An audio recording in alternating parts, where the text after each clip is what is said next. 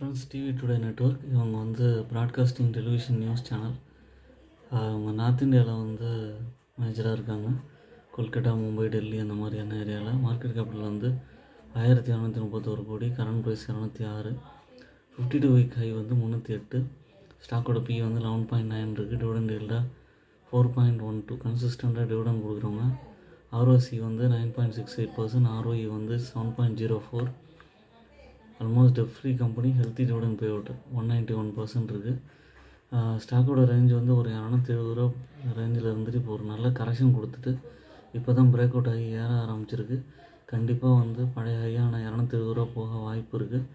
First டார்கெட்டாக 240, second டார்கெட்டாக 250, third டார்கெட்டாக 270 போகும்.